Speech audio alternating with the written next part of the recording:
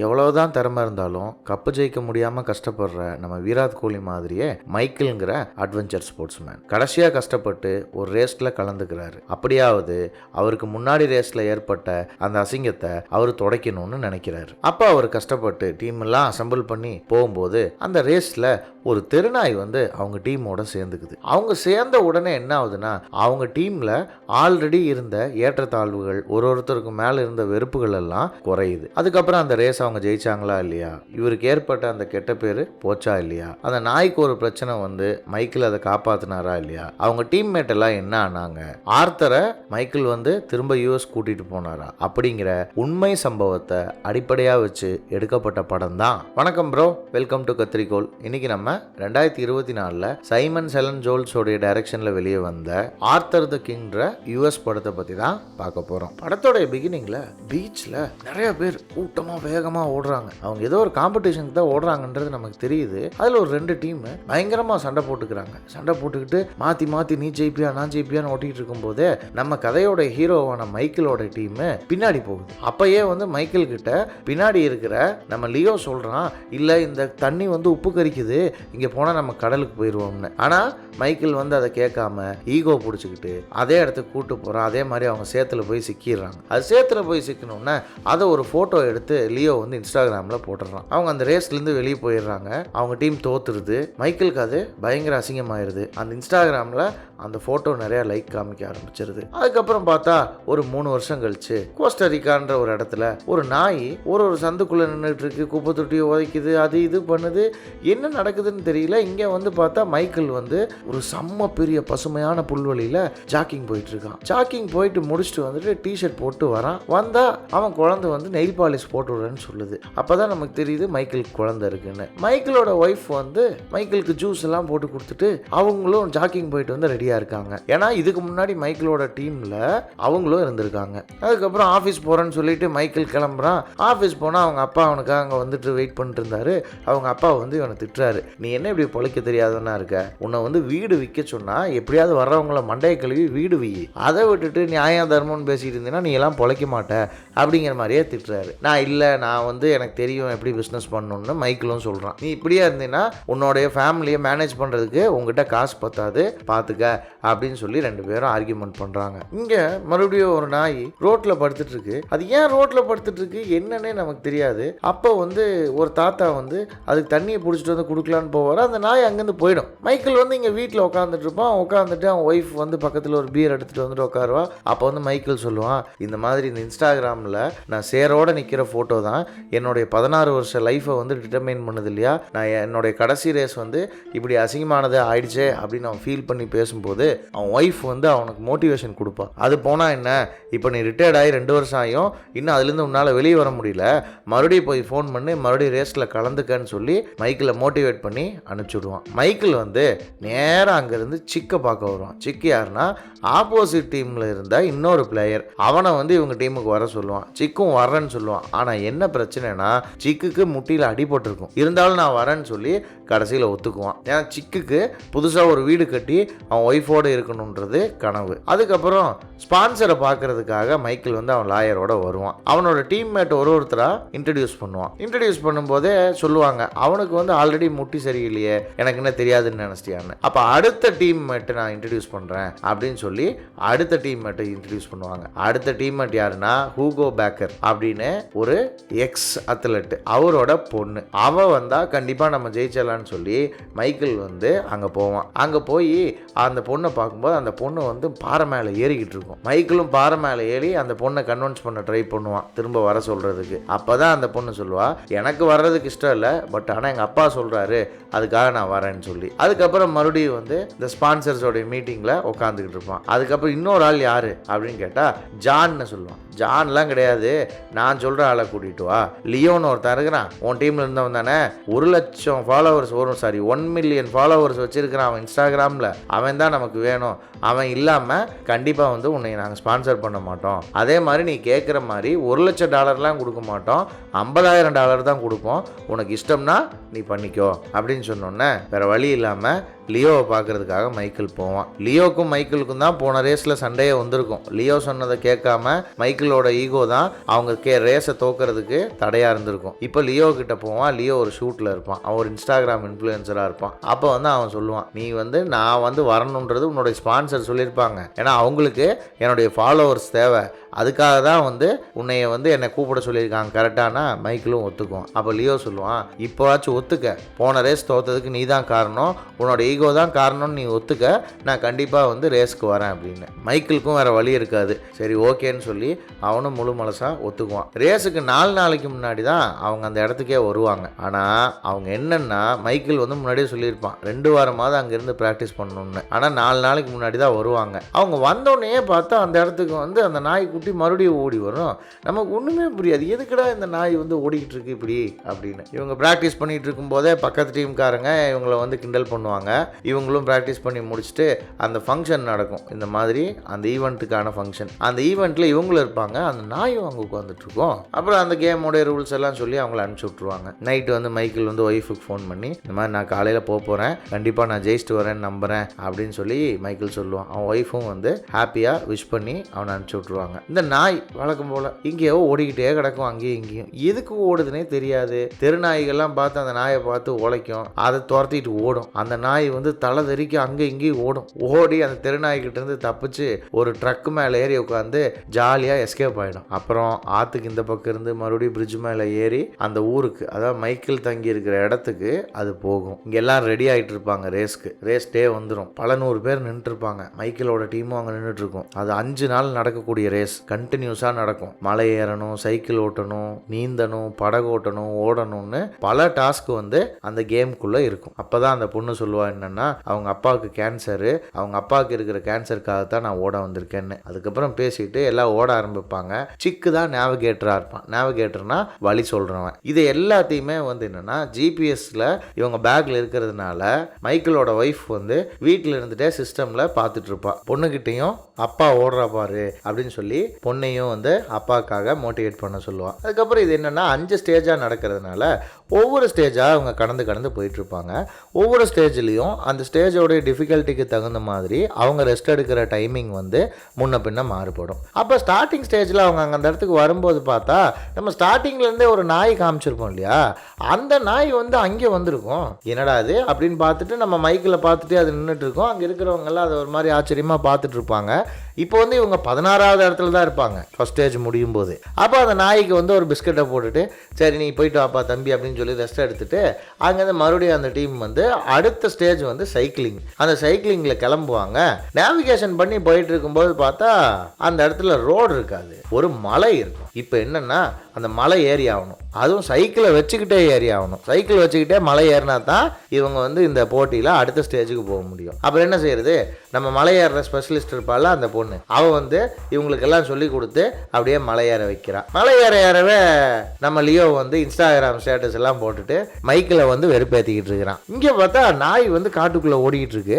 இது ஏன் ஓடிக்கிட்டு இருக்கு என்னன்றது நம்மகிட்ட அவங்க காட்டலை, ஆனால் ஓடிக்கிட்டு இருக்கு. அப்போ பார்த்தா இவங்க சைக்கிளில் போய் ஒரு இடத்துல நிற்கும் போது அந்த இடத்துல ரோடு இல்லை, வெறும் ஜிப்லைன் கம்பி தான் இருக்குது. ஜிப்லைன்னா என்ன, தொங்கிட்டே போவாங்க இல்லையா, அந்த கம்பி தான் இருக்குது. அப்போ சிக்கு என்ன பண்ணிடுறான், நான் இந்த பாரு சைக்கிளோடையே போகிறேன் அப்படின்னு சொல்லி தொங்கிட்டே சிக்கு போவான். சிக்குக்கு அடுத்து என்ன பண்ணுவான்னா லியோவை அனுப்பிச்சி விடுவான் மைக்கேல். அதுக்கு அடுத்து அந்த பொண்ணு போகும். அந்த பொண்ணு போயிட்டு அந்த விஷயத்தை செம்மையாக என்ஜாய் பண்ணிட்டு இருக்கும். பார்த்தா பாதியில் அது மாட்டிக்கும். அதுக்கப்புறம் மைக்கேல் அங்கே போவான். பின்னாடி போய் அந்த பொண்ணு அங்கே தொங்கிட்டு இருக்கிறதுனால அந்த பொண்ணை தாண்டி மைக்கேல்னால போக முடியாது. அதனால என்ன பண்ணுவான்னா, ஒரு கையில் கயிறு எடுத்துட்டு இன்னொரு கையில் கயிறை தூக்கி வீசி அப்படியே அந்த இடத்துலயே ஒரு ஜம்ப் அடிச்சு சைக்கிளில் இவனுடைய சைக்கிள்லேருந்து ஒரு கயிறை போட்டு அந்த பொண்ணுடைய சைக்கிளை அதில் மாட்டி 2 பேரும் சேஃபாக அந்த இடத்துக்கு ஆப்போசிட்டில் கிராஸ் ஆகி போயிடுவாங்க. அப்புறம் 4வது ஏரியாவுக்கு ஒரு வழியாக சேர்ந்துருவாங்க. அங்கே பார்த்தா ஆப்போசிட் டீமில் இருக்கவங்களாம் இவங்களை கிண்டல் பண்ணுவாங்க. இப்படி ஒரு டப்பா டீமை வச்சுக்கிட்டு என்னடா செய்ய போறீங்கன்னு. அப்போ இவங்க வேற டெரைன், வேற இடத்துக்கு மாறிடுவாங்க. ஓடும்போது வயல்வெளி இருக்கும். அது பார்த்தா இந்தியாவில் இருக்கிற வயல்வெளி மாதிரியே இருக்கும். அந்த வயல்வெளியெல்லாம் ஓடி அடுத்த ஸ்டேஜுக்கு போவாங்க. அடுத்த ஸ்டேஜுக்கு போனால் அவங்களுக்கு ஒரு 5 மணி நேரம் தான் டைம் இருக்கும் ரெஸ்ட் எடுக்கிறதுக்கு. அந்த 4 மணி நேரத்துக்குள்ளே போகணும். அப்படி போகலை அப்படின்னா இவங்க ஜெயிக்க முடியாது. ஸோ அதனால் என்ன பண்ணுவாங்கன்னா, அந்த 4 மணி நேரம் ரெஸ்ட்டை 35 நிமிஷமாக மாற்றிடுவாங்க. 35 நிமிஷமாக மாற்றிட்டு மைக்கேல் மட்டும் அங்கே தூங்காமல் உட்காந்துட்டு இருக்கும்போது ஆப்போசிட் டீமில் இருக்குவேன் நீங்கள் ஜெயிக்க மாட்டீங்களான்னு கிண்டல் பண்ணுவான். அப்போ டப்புன்னு மைக்கேல் வந்து அவங்கள எழுப்பி ஓட வச்சிருவான். அவங்க அந்த மலை ஏறி வந்ததுனால ஆல்ரெடி 16வது இடத்துல இருந்தவங்க இன்னும் கொஞ்சம் முன்னாடி வந்துடுவாங்க. வந்துட்டு மறுபடியும் 7வது 8வது ஸ்டேஜுக்காக ஓட ஆரம்பிப்பாங்க. ஓட ஆரம்பிக்கும் போது பார்த்தா ஒரு கட்டதடுக்கி சிக்குக்கு வந்து மொட்டியில் அடிபட்டுரும். அதுக்கப்புறம் சிக்குவோட பேக்கை மைக்கிலே வாங்கிட்டு நடந்து போயிட்டு இருப்பான். நடந்து போயிட்டு இருக்கும்போது பார்த்தா அந்த நாய் அங்கேயும் வந்திருக்கும். அவங்க அப்போ தான் ஃபஸ்ட்டு ஃபைண்ட் அவுட் பண்ணுவாங்க என்னென்னா அந்த நாய் வந்து அவங்கள ஃபாலோ பண்ணுது அப்படின்னு. என்னடா இது நாய் வந்து இவங்களை ஃபாலோ பண்ணுது. ஆனால் இனிஷியலாக முதல்ல வந்து யாருக்கும் அதில் பெருசாக நம்பிக்கை இருக்காது. நாய் வந்து எப்படி வந்து 200 கிலோமீட்டர் நம்மளை ஃபாலோ பண்ணிட்டு வரும், அப்படி ஃபாலோ பண்ணிட்டு வந்துச்சுன்னா அது எப்படி உயிரோடு இருந்தது, இத்தனை நாள் சாப்பிட்றதுக்கு அது என்ன பண்ணுச்சு, இப்படின்னு பல கேள்வி இருக்கும். ஆனால் எந்த கேள்விக்குமே அவங்களுக்கும் பதில் தெரியாது. அந்த நாயும் இவங்களை விட்டு போகிற மாதிரி இல்லை. இப்போ இவங்க பக்கத்துலேயே வந்துடுச்சு. சரி ரைட்டு வா போலவா பார்க்கலாவா அப்படின்னு சொன்னால் அந்த நாய் வந்து இவங்களோட ஒரு டீம்மேட் மாதிரியே சேர்ந்து சிக்குவோட காலுக்கு வந்து அடிபட்டு மெதுவாக நடப்பார் இல்லையா, அந்த காலை வந்து தட்டி கொடுத்தெல்லாம் ஹெல்ப் பண்ணி வேகமாக நடன்னு சொல்லும். அப்போது ஹீரோயின் வந்து அதாங்க நம்ம மைக்கேலோட ஒய்ஃப் வந்து இது எல்லாத்தையும் பார்த்துட்டு இருப்பாங்க. இதுக்கு இடையில வந்து என்னன்னா அந்த நாய் வந்து நம்ம லியோ வந்து ஒரு பள்ளத்தாக்கில் போயிடுவான். வழி தெரியாமல் கசகசன்னு பேட்டரியை போட்டு அந்த இடத்துல என்ன இருக்குன்னே தெரியாது போயிடுவான். இந்த நாய் அங்கே பார்த்துட்டு அப்படியே வேகமாக ஓடி போய் லியோ முன்னாடி நின்று போகாதன்னு உழைக்கும். அவன் வந்து அந்த நாயை அடிக்க போவான். நீ எதுக்குடா லூஸ் ஆனையே, எதுக்கு வந்து என்னை வந்து போக விடாமல் தடுக்கிறேன்னு. அப்போது ஒரு 2 அடி போய் பார்த்தா தான் தெரியும் கீழே வந்து ஒரு 100 அடிக்கு பள்ளம்னு. அவன் 2 ஸ்டெப்பு போயிருந்தான்னா அந்த பள்ளத்தில் விழுந்து அவன் செத்து போயிருப்பான். ஆனால் அந்த நாய் வந்து அவனை காப்பாற்றிருக்கும். அதுக்கப்புறம் காலையில் வந்து அவங்க ஒரு ஓடைக்கு போவாங்க.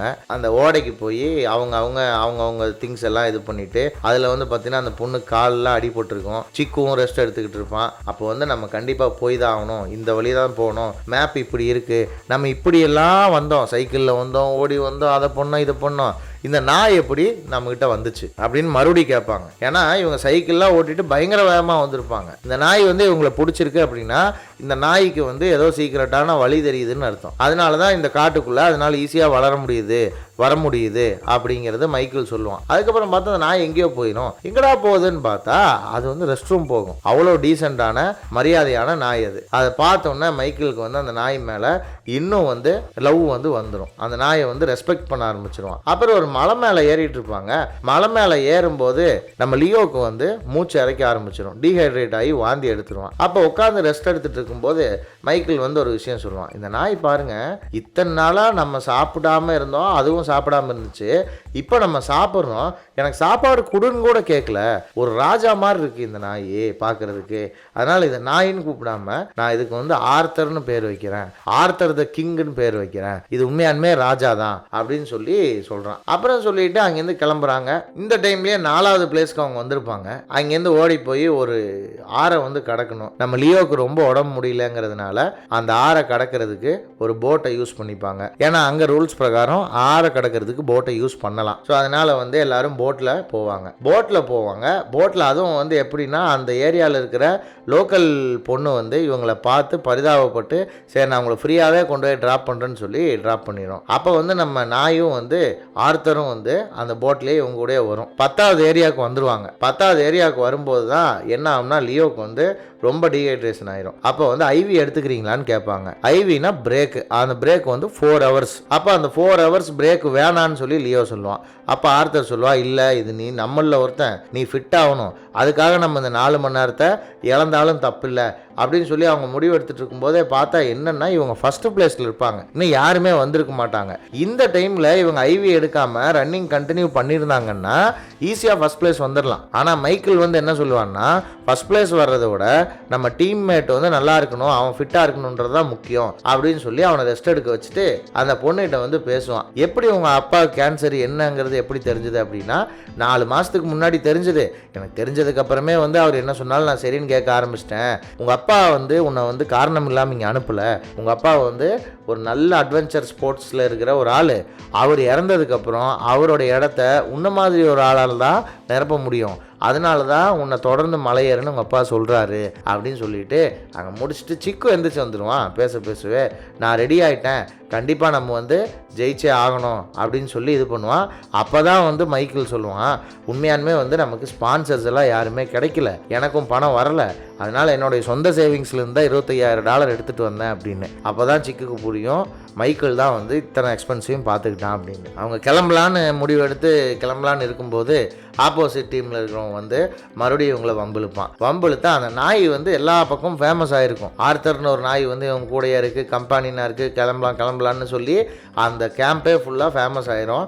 ஈவன் மைக்கிளும் ஆர்த்தரும் இருக்கிற ஃபோட்டோ வந்து அந்த காம்படிஷன் நடத்துகிறவங்களுடைய வெப்சைட்டில் கூட போஸ்ட் பண்ணியிருப்பாங்க. இதை வந்து மைக்கிளோட ஒய்ஃப் வந்து அங்கேருந்து பார்த்தா என்ன ஆகும்னா, இது வந்து லாஸ்ட் கடைசி ஃபைனல் 30 கிலோமீட்டர் போட்டில் போகணும். அப்போ இவங்க டீம் ஓடி போய் ஃபர்ஸ்ட்டில் போட்டில் போகும்போது பார்த்தா அங்கே இருக்கிற சேஃப்டி இன்ஸ்ட்ரக்டர் வந்து என்ன சொல்லிடுவாருன்னா, நாயை வந்து நீங்கள் இந்த போட்டில் கூட்டிகிட்டு போக முடியாது, ஏன்னா இது 2 பேர் மட்டுமே போகக்கூடிய துடுப்பு படகு, இதில் நீங்கள் நாயை கூட்டிகிட்டு போனீங்கன்னா அதில் சேஃப்டி இல்லை, என்னால் வந்து இதுக்கு அலோவ் பண்ண முடியாது அப்படின்னு சொல்லிடுவாப்புல. அதுக்கப்புறம் ஆர்த்தர் அங்கேயே விட்டுட்டு இவங்க போயிடுவாங்க. ஆர்த்தர் அங்கேருந்து உழைச்சிக்கிட்டே இருக்கும், மைக்கேல் வந்து பெடல் பண்ணிக்கிட்டே இருப்பான். ஆனாலும் வந்து அவங்களால வந்து ஆர்த்தரை கம்ப்ளீட்டாக வந்து தொலைச்சிட்டு போக முடியாது. ஆர்த்தர் பின்னாடியே ஓடி வரும். இவங்க சைடில் எப்பப்பெல்லாம் கரையோரத்தில் வராங்களோ அப்பப்பெல்லாம் கரையோரத்தில் ஓடி வந்து நின்று இவங்களை பார்த்து சோகமாக உழைக்கும். அது உழைக்கும் போது மைக்கேலுக்கு வந்து ரொம்ப மனசுக்கு கஷ்டமாக இருக்கும். அப்போ திடீர்னு பார்த்தா ஆர்த்தருக்கு வந்து நீச்சலே தெரியாது, ஆனாலும் அந்த கடலுக்குள்ளே இறங்கி நீச்சல் அடிக்க ஆரம்பிச்சிடும். இப்போ என்னென்னா,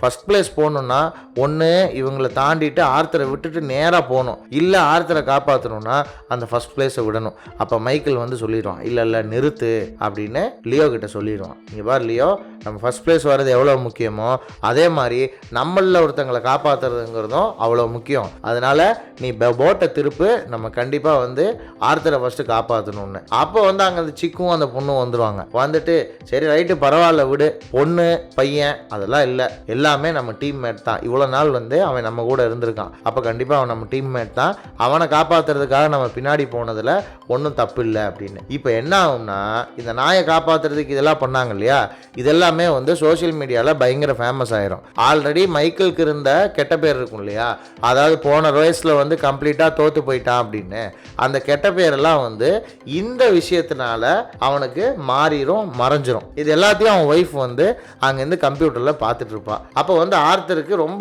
வந்து உடம்பு முடியாமல் இருக்கும், ஏன்னா தண்ணிக்குள்ளெல்லாம் அது போனதுனால. மைக்கேல் தூக்கிட்டு வருவான், அப்புறம் கீழே இறக்கி விடுவான்.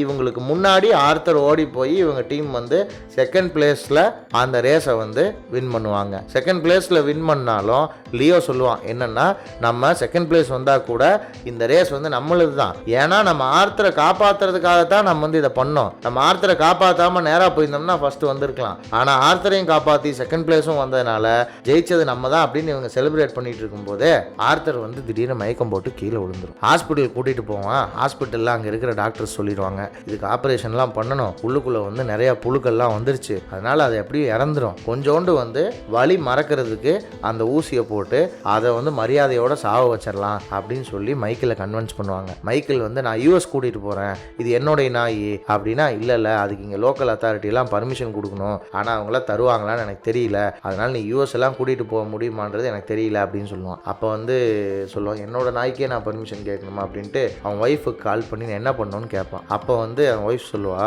நீ வந்து மைக்கேலாக இருந்திருந்தீங்கன்னா, நீ வந்து ஆர்த்தராக இருந்திருந்தீங்கன்னா நீ என்ன பண்ணியிருப்ப, அதை பண்ணு அப்படின்னு சொல்லி அனுப்பிச்சிடுவான். மைக்கேலும் வந்து உள்ளே போய் ஆர்த்தர்கிட்ட பேசும்போது நீ வரணுமா வேணாமா, என் கூட நீ வர்றதுக்கு உனக்கு இஷ்டமா இல்லையா, இது நீ என்கிட்ட சொல்லி தான் ஆகணும் அப்படின்னு சொல்லும்போது இவன் பேசிகிட்டு இருக்கும்போது டப்புன்னு இவன் கை மேலே எடுத்து அதோட காலை போடும். அதுக்கப்புறம் நான் உடனே ஆர்த்தர் இங்கேருந்து கூட்டிகிட்டு போக போகிறேன் அப்படின்னு சொல்லி கூட்டிகிட்டு போயிடுவான். ஆனால் இவன் ஹோட்டல் ரூமுக்குள்ளே ஆர்த்தர் போகாது. அதுக்கு வீட்டுக்குள்ளே போகிறதுனா மனுஷங்களோட ஒன்றா இருக்கிறதுனா பயம். ஸோ அதனால் என்ன பண்ணும், ஆர்த்தர் வந்து உள்ளே வரமாட்டேன்னு சொல்லும். அப்போ மைக்கேல் வந்து ஆர்த்தரை கூட்டிகிட்டு அது பின்னாடியே போவான். சரி நீ எங்கே போகணும்னு சொல்லி அங்கேயே போகலான்னு. அது போய் ஒரு தெருவில் ஒரு மோரத்தில் படுக்கும். மைக்கேலும் அது கூட படுத்து தூங்கிடுவான். அடுத்த நாள் காலையில் சிக்கு வந்து எழுப்புவான், நம்ம ஏர்போர்ட் போகணும், டைம் ஆச்சு வா அப்படின்னு. சிக்குவும் லியோவும் வந்து எழுப்பும்போது அப்புறம் ஏர்போர்ட் கிளம்பி போவாங்க. ஏர்போர்ட்டில் பார்த்தா அங்கே பார்ட்டிசிபேட் பண்ண எல்லா டீம்மேட்ஸும் இருப்பாங்க. இவங்க வரும்போது பயங்கரமாக கை தட்டுவாங்க, ப்ரெஸ்ஸையும் கூட்டிகிட்டு வந்துடுவாங்க. அது ஆப்போனன்ட் டீம் காரனும் இதை வந்து ஒத்துக்குவான், நீங்கள் வந்து அந்த நாயை காப்பாற்றல அப்படின்னா நீங்கள் தான் ஃபஸ்ட்டு வந்திருப்பீங்க,